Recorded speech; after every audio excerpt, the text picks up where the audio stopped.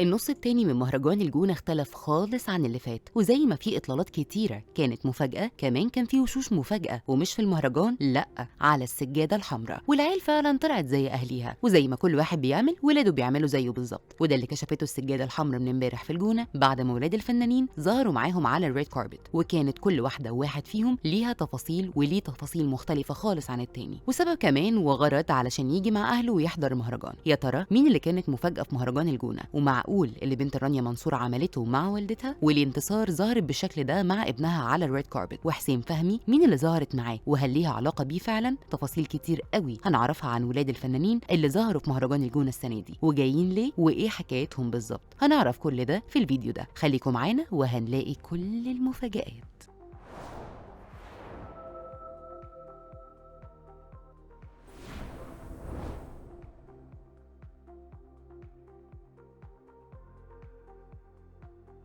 كانت مفاجآت الجونة السنة دي ملهاش عدد، وكل حاجة بتحصل تنسي الناس اللي حصلت قبلها. بس من ضمن المفاجآت دي واللي سابت علامة واستغراب في نفس الوقت هم ولاد الفنانين اللي ظهروا على الساحة مع أهاليهم، واتفرد لهم مكان وليهم حكايات ليها العجب.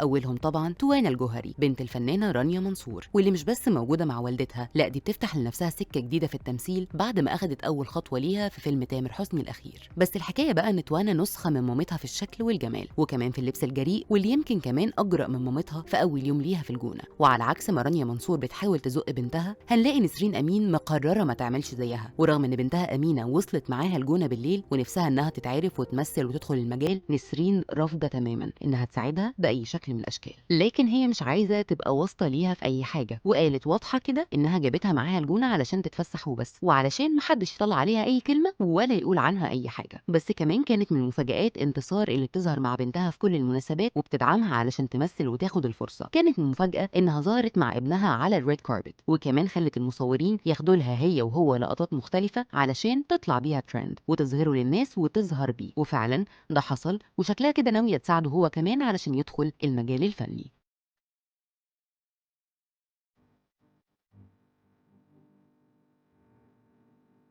اما بالنسبه لحسين فهمي، رغم انطلاقته السنه دي في الجونه، الا ان في بنوته ظهرت مع مراته مره واحده وكانت برضه مش موجوده من اول يوم. اتضح بقى ان دي بنت مراته، وانها وصلت الجونه علشان تقضي معاهم النص التاني من المهرجان. بالنسبه بقى لاسماء شريف منير، ما كانتش ناويه تبقى موجوده ابدا بعد ما اتحجبت السنه دي، بس قررت انها تاخد تجربه مختلفه خالص، وهتقدم هي وجوزها ندوه هناك هتبقى مفاجاه للموجودين. الفنان محمود حميده ده كان معاه بنته وكمان احفاده، واللي ما بقاش يقدر يستغنى عنهم في اي مناسبه. انتوا بقى ايه رايكم في ولاد الفنانين، ومين فيهم لفت انتباهكم اكتر؟